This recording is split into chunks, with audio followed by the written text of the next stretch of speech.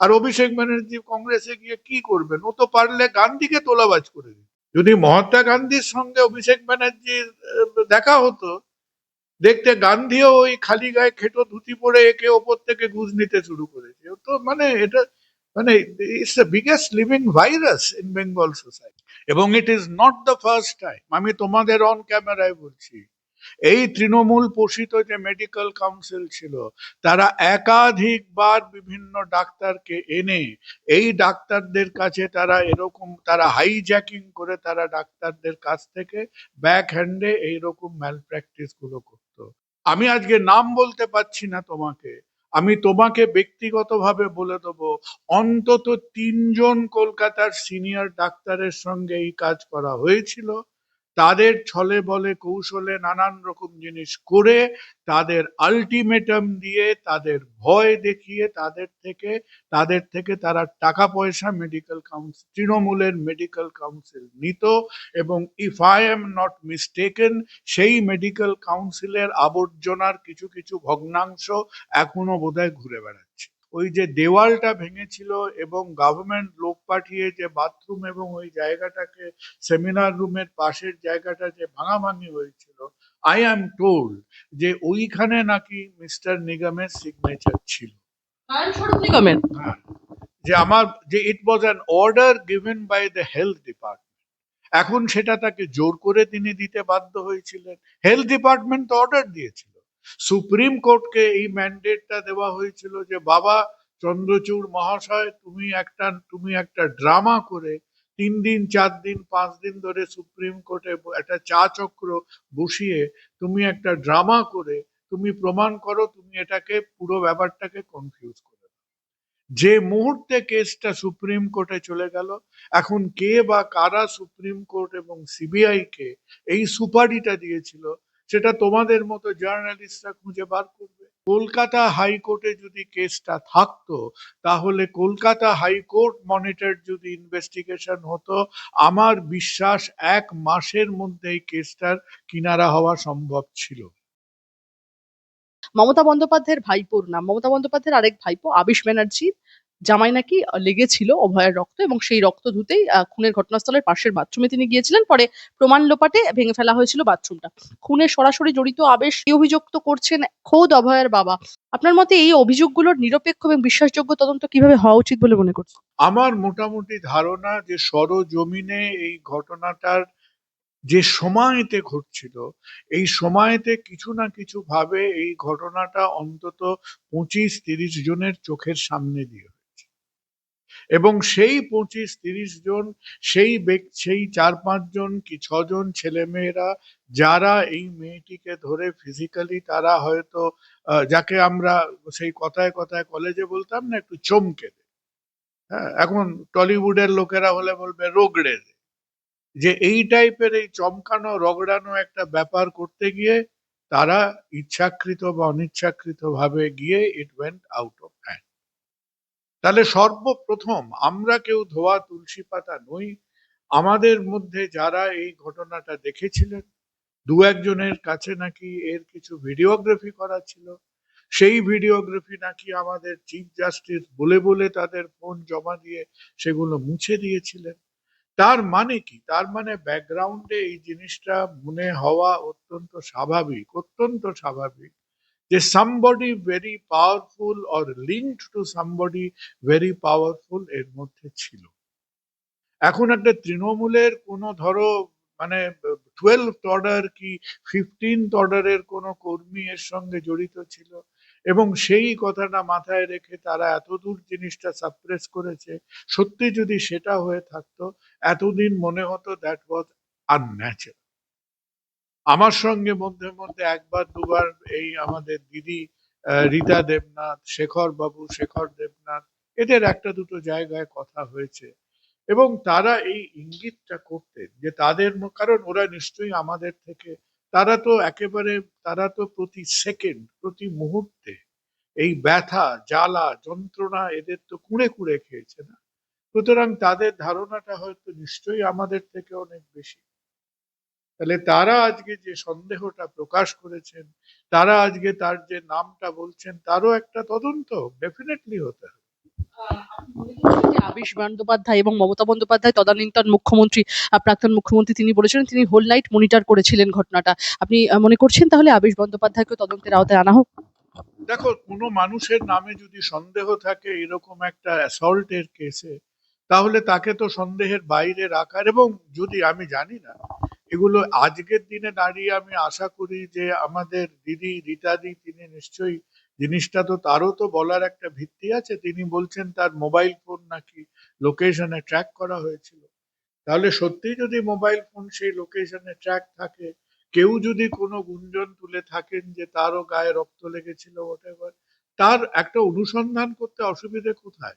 কিন্তু অনুসন্ধানই তো হয়, প্রতিটা বায়োলজিক্যাল স্যাম্পল ধুয়ে মুছে সাফ করে দেওয়া হলো, পুরো ক্রাইম সিনটাকে একটা নাটকের স্টেজ সাজাবার মতো সাজানো হলো, পৃথিবীর লোক এসে চড়কের মেলার মতো একটা ক্রাইম সিনের ওপর দিয়ে সেই মেডিকেল কাউন্সিলের লোক, কলেজের লোক, নেতা মন্ত্রী এমপি এমএলএ বসে ক্রাইম সিনটার একেবারে আদ্য শ্রাদ্ধ করে ছাড়লো।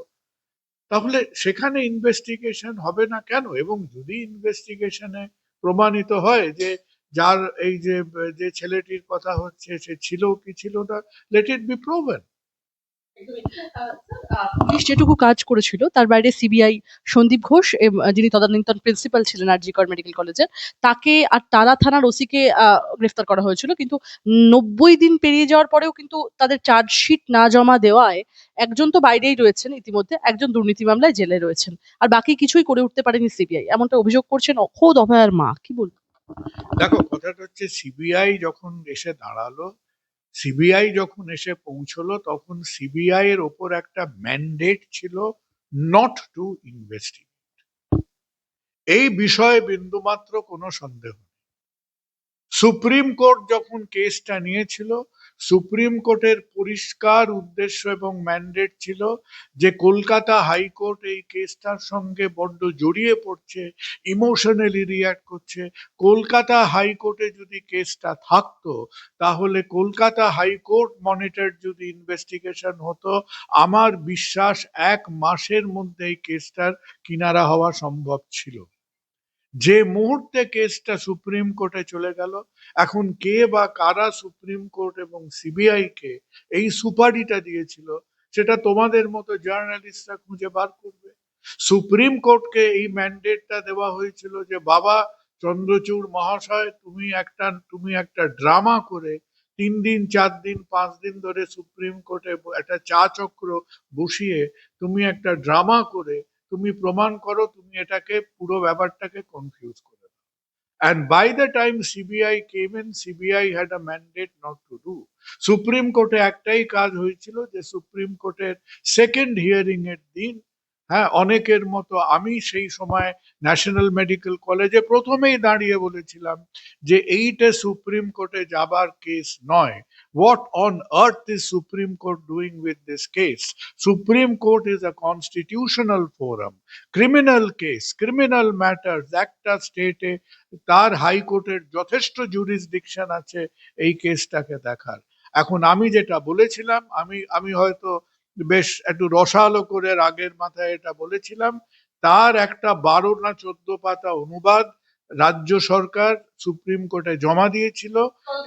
তদানীন্তন রাজ্য সরকার সুপ্রিম কোর্টের এফিডেভিটের মধ্যে জমা দেওয়া ছিল, কারণ আমাকে একবার লালবাজারে ঢুকিয়ে তখন বিনীত গোয়েলরা দেখলো যে পিছনে প্রায় 8-10 হাজার ছেলে মেয়ে দাঁড়িয়ে আছে, এদের আমাকে এবং সুবর্ণকে সেই সময় যদি আমাদের একটা কিছু করতো, সে একটা অ্যারেস্ট ফ্যারেস্ট করতো, ঝামেলাটা আরো বাড়তে পারতো।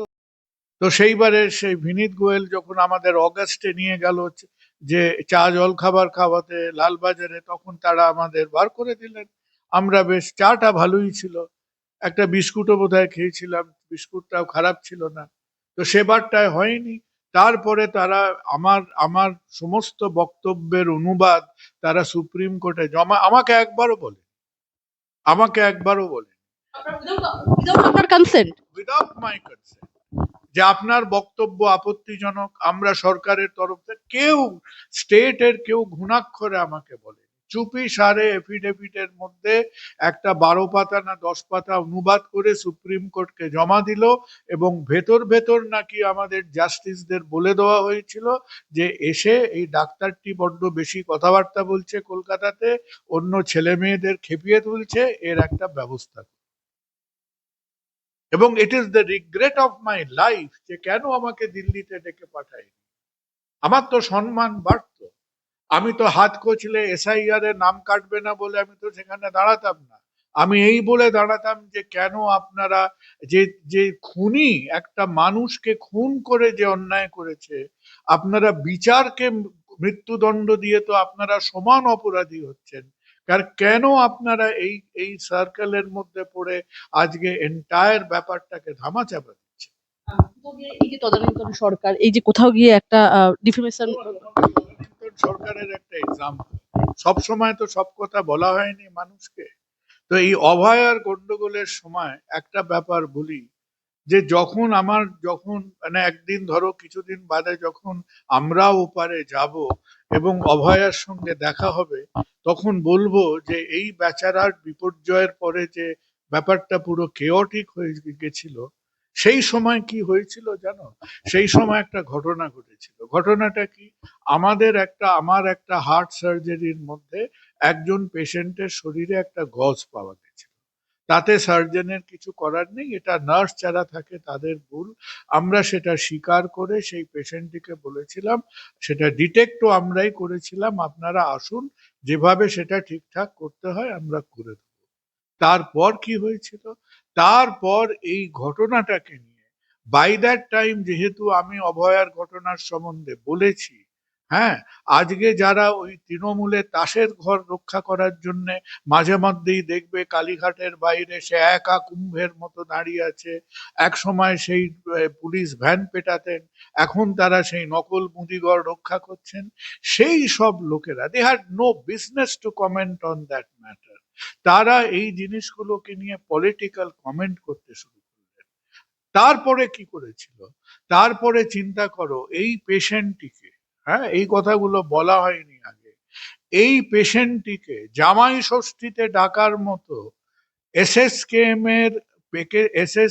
এর হার্ট সার্জারি ডিপার্টমেন্ট, যারা নর্মাল একটা হার্ট পেশেন্টকে ডেট দিতে যার 6 মাস সময় লাগে, পেশেন্টরা লাইন করে দাঁড়িয়ে থাকে, সেই এসএসকেএম এর হার্ট সার্জারি ডিপার্টমেন্ট এই পেশেন্টটাকে খুঁজে বার করে জামাই আদরে বিনে পয়সায় প্রাইভেট বেডে, ওই কি জানি ওয়ার্ডটা আছে যেখানে সব নেতারা ভর্তি, উডবার্ন ওয়ার্ড, তো ওই যে উডবার্ন ওয়ার্ডে যেখানে অনুব্রত আর মদন মিত্রের জন্য বেডগুলো রিজার্ভ থাকে, সেই উডবার্ন ওয়ার্ডে এই পেশেন্টটিকে জামাই আদরে ভর্তি করে নিজেরা খরচায় তারা অ্যারেঞ্জ করছিলেন ভিডিও ফটোগ্রাফি হবে, ভিডিও ফটোগ্রাফি করে এই যে একটা সোয়াব ভেতরে আছে ওটা বার করা হবে।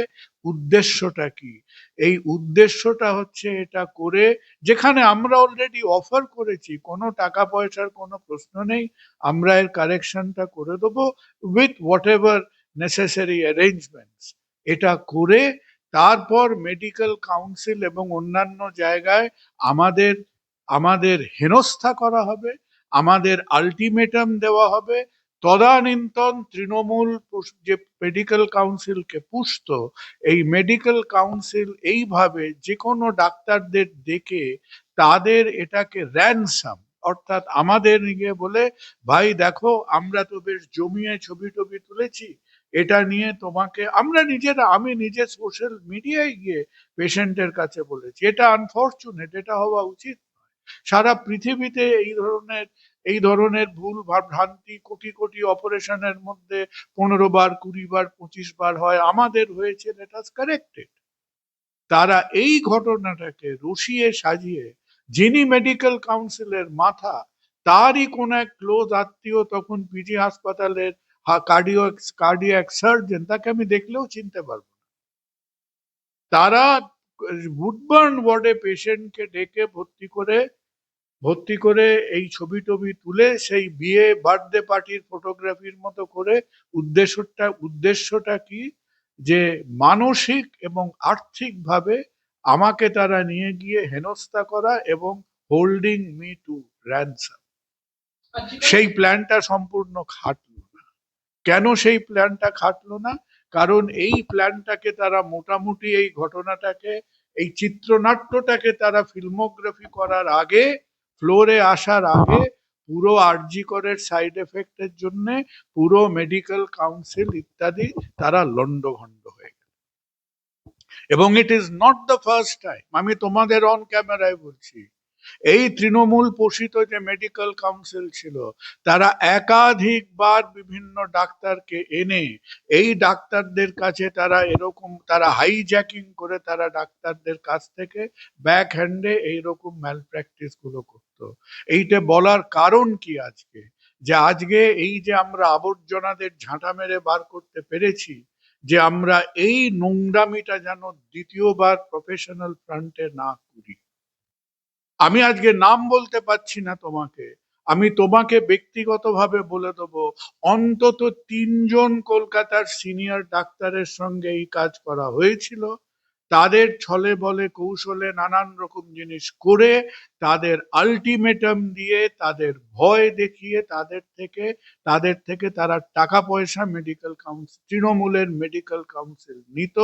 এবং if I am not mistaken, সেই মেডিকেল কাউন্সিলের আবর্জনার কিছু কিছু ভগ্নাংশ এখনো বোধহয় ঘুরে বেড়াচ্ছে। শারদত্ত মুখোপাধ্যায় আপনারই সতীর্থ স্বাস্থ্যমন্ত্রী বর্তমানে, তিনি দুটো কথা বলেছেন। এক হচ্ছে অভয়াকাণ্ডে যা যা ফাইল ছিল আমরা সব দেখতে পেয়েছি, কিছু ফাইল তদন্তকারীদের হাতে আছে তিনি বলছেন। অন্যদিকে বলছেন যে আমার প্রশ্ন বা আমাদের প্রশ্ন, মানে স্বাস্থ্য সচিব, যে তৎকালীন স্বাস্থ্য সচিব ছিলেন এবং যার বিরুদ্ধে ভুরি ভুরি অভিযোগ উঠেছিল যে সে কেন এখনো বহাল তবিয়তে কাজ করছে, এই প্রশ্নটা তো উঠছে অ্যাকচুয়ালি। দেখো, আমি এখানে স্বাস্থ্য সচিবের এগেনস্টে, আমি তার এই বিউরোক্রেসিতে কে কি সই করেছিল না করেছিল সেই খুঁটিনাটি ব্যাপারগুলো আমার জানা, আমি কাউকে ডিফেন্ড করার চেষ্টা করছি। But as far as I am concern, অভয়ার কাণ্ডে খুব সম্ভবত ওই যে দেওয়ালটা ভেঙেছিল এবং গভর্নমেন্ট লোক পাঠিয়ে যে বাথরুম এবং ওই জায়গাটাকে, সেমিনার রুমের পাশের জায়গাটা যে ভাঙাভাঙি হয়েছিল, আই অ্যাম টোল্ড যে ওইখানে নাকি মিস্টার নিগমের সিগনেচার ছিল। নিগমের হ্যাঁ, যে আমার যে it was an order given by the health department. এখন সেটা তাকে জোর করে তিনি দিতে বাধ্য হয়েছিলেন। হেলথ ডিপার্টমেন্ট তো অর্ডার দিয়েছিল, একটা লোক তো ছেনি হাতুড়ি নিয়ে গিয়ে সেই মেডিকেল কলেজের মধ্যে ভাঙাভাঙি করতে পারে না, রাইট? সো এবার সেইখানে নিয়ে তারা প্রপার, এখন একটা লোককে তো চুলের মুঠি ধরে ঝাঁকাবার ব্যাপার না। আগের গভর্নমেন্ট চোখে ঠুলি পড়ে বসছিল, তারা দেখেও দেখতে চাইতেন। হ্যাঁ, খুব শ্রদ্ধা সহকারে বলতে গেলে মমতা বন্দ্যোপাধ্যায় বোধহয় 15 বছরে একদিন তো স্বাস্থ্য ভবনে পাও দেননি। স্বাস্থ্যমন্ত্রী ছিলেন তিনি কি করতেন? তিনি ডাক্তারদের ম্যানিপুলেশন গুলো দেখতেন। সব 12,000, তোমার আমরা যখন আমাদের একটা সাধারণ মানুষের থেকে তার দাবার বোর্ডের মধ্যে 12,000 সরকারি ডাক্তারের খুঁটি ছিল। একে এখানে পাঠাচ্ছে, ওকে তাকে পাঠাচ্ছে, একে স্বাস্থ্য দিচ্ছে। এখন কেউ বললে আমাদের সুবর্ণর মতো তাকে একেবারে সেই একেবারে আফ্রিকার জঙ্গলে পাঠিয়ে দাও। এই তারা ম্যানিপুলেট করছেন। You are not managing health, you are manipulating health. কিসের জন্য? For for short sighted political interest.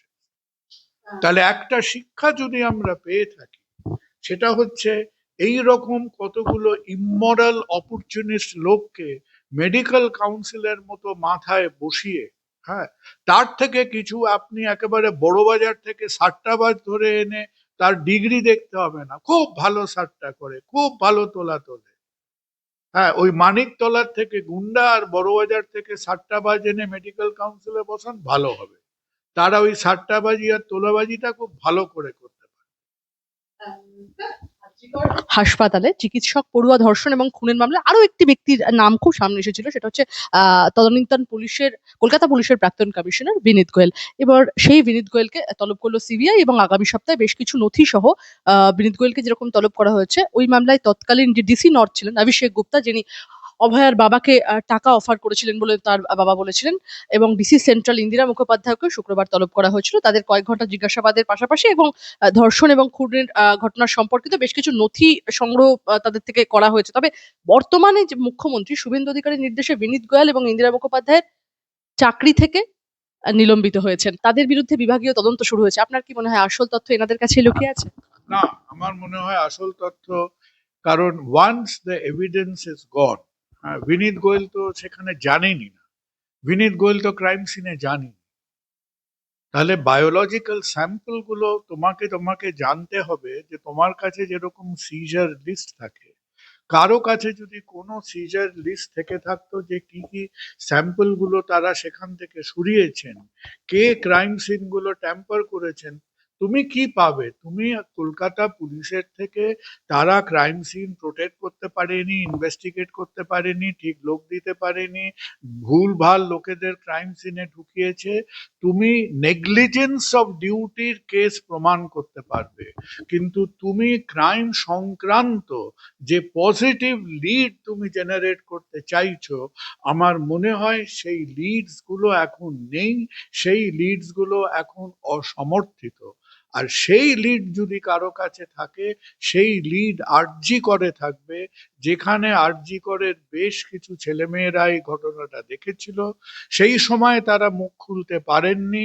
আজকের পরিবর্তিত পরিস্থিতিতে অন্তত আপনারা এসে দাঁড়িয়ে বলুন, যাদের সেলফোন নিয়ে নিয়ে মুছে দেওয়া হয়েছিল তারা অন্তত এসে সেই ডিপোজিশন গুলো আজকে দিন, যে আমরা ওখানে ছিলাম, আমরা চোখের সামনে এতটার সময় একে এখান থেকে যেতে দেখেছি, একে বেরোতে দেখেছি, একে ঘাড়ে করে মেয়েটির বডি এনে সেমিনার রুমে শোয়াতে দেখেছি।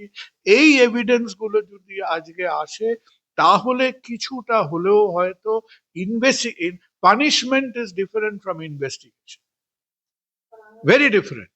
সুতরাং যেখানে সিনিয়র পুলিশ লোকেরা কাজ করেনি তার কি ব্যবস্থা হবে, that is a different story. তুমি যদি ইনভেস্টিগেশনের কথা বলো, বায়োলজিক্যাল স্যাম্পল আর নেই, এন্ড অফ স্টোরি।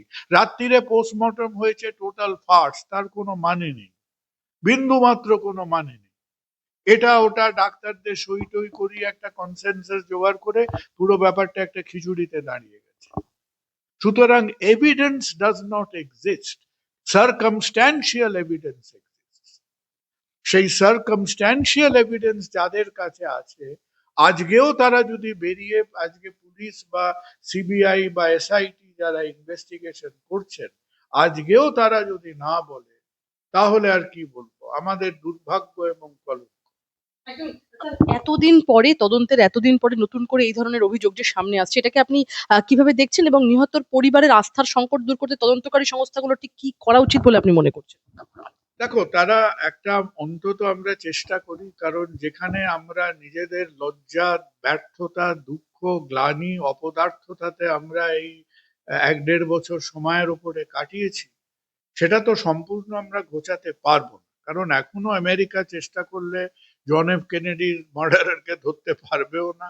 আমরাও একমাত্র এটার করার কারণ হলো যে আজকে আরজি করের ভেতর থেকে এই সার্কামস্ট্যান্সিয়াল এভিডেন্স যদি আজকে না আসে, তাহলে ইট ইজ ভেরি আনলাইকলি যে তুমি বায়োলজিক্যাল ক্লু ফু ধরে তুমি, মোবাইল ফোন রেকর্ড কি পুলিশ রেখেছে? আমার মনে হয় প্রত্যেকটা মোবাইল ফোন রেকর্ড নষ্ট করার তারে গুলি ঠাকুর ছিল চন্দ্রচূড়, সুপ্রিম কোর্ট তো ধরে ধরে মোবাইল ফোন গুলোকে ইরেজ করেছে, ধরে ধরে ইরেজ। একদমই।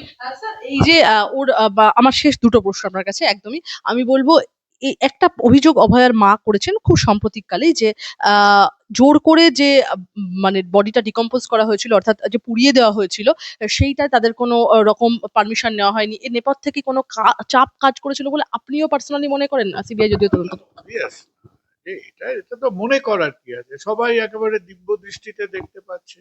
একদিকে হচ্ছে শাসকের দম্ভ, আরেক, এটা তো শুধু দম্ভ না যে আমি শাসক, আমার পারমিশন নিয়ে মানে সূর্যোদয় হবে, সূর্য অস্ত হবে, গাছের পাতা নড়বে, আমরা 15 বছরের, এখন আমরা, আমার মানে আমি বললে বৃষ্টি শুরু হয়, বললে বৃষ্টি বন্ধ হয়, সেই দম্ভ থেকেই তো আজকে এই পরিণতি। তো সেখান, একদিকে দম্ভ, আরেক দিক দিয়ে সাপ্রেশন। আর তাদের সন্দীপ ঘোষ টাইপ অফ লোকেরা, মেডিকেল কাউন্সিলের লোকেরা, নর্থ বেঙ্গল লবির লোকেরা, তাদের তো বুঝিয়ে দিয়েছিল এটা কোনো ব্যাপারই না, কিছু খিজিরমিচির লোকেরা খিজিরমিচির করছে, কিছু ওই বামফ্রন্টের ছেলেমেয়েরা এসে হাল্লা করছে, এটা কোনো ব্যাপার না, আমরা এটা তুড়ি মারবো, একটা মারধর করে দেবো, একটা কেওয়াস করে দেবো, পুরো কেস চলে যাবে। ব্যাপারটা যে এত দূর এগোবে কেউ তো অ্যান্টিসিপেটই করেনি, নোবডি অ্যান্টিসিপেট। আপনারা বুঝতে পেরেছিলেন পাল? না, আমরা বুঝতে পারিনি, আমি তো প্রথম 24 ঘন্টা বুঝতে পারিনি কি হয়েছে, আমরা কেউই বুঝতে পারিনি কি হয়েছে।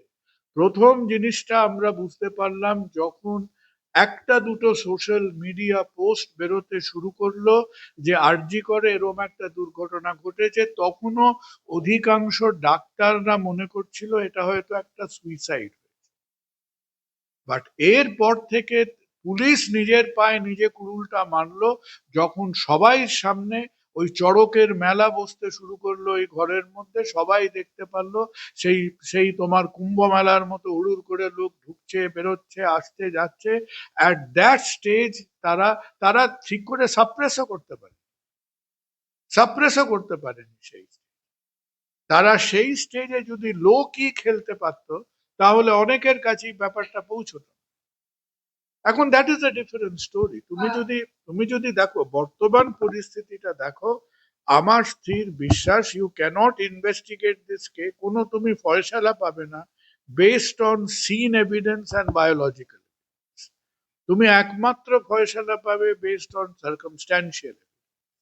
আর আমরা যেটুকু শিক্ষা নেব সেটা হচ্ছে এই যে আমাদের এক একটা পান্ডা মাথা student leader Sandip Ghosh medical council, এই যে এক একটা লোভী ইনমরাল নেকড়ে বাঘ আর হায়েনার যে সমস্ত প্রজাতিগুলোকে আমরা বসিয়েছিলাম ডাক্তারি অ্যাডমিনিস্ট্রেশনের মাথায়, বর্তমান সরকার এবং মন্ত্রীদের হাত জোর করে অনুরোধ করি যে অন্তত সেই পাদে যতই ক্ষমতা আপনি যদি 294 এর মধ্যে 295টাও সিট পান, ফর গড সেক ওই পাঁকের মধ্যে দ্বিতীয়বার গিয়ে আর পড়বেন না। একের পর এক তৃণমূলের হেভিওয়েট নেতা থেকে একদম হেভিওয়েট নেতাই বলা যায়, তাদের সাথে যে রীতিমতো লোকে বলছে এগ থেরাপি হচ্ছে। আহ, মমতা বন্দ্যোপাধ্যায়, অভিষেক বন্দ্যোপাধ্যায় কে সবাই ছেড়ে চলে যাচ্ছেন। একাধিক 2 মাস আগের চিত্রটা অন্যরকম ছিল, আজকের চিত্রটা অন্যরকম, পেছনে কাউকে দেখা যাচ্ছে না, কি বলবেন? দেখো, তুমি আমাকে একটা কথা বলেছো যে তৃণমূলের নিকটতম লোক কোনোদিন আশা করেছিল কিনা যে তৃণমূল রাজনৈতিক সত্তার বাইরে বেঁচে থাকে। Trinamool became a party of cash and carry party.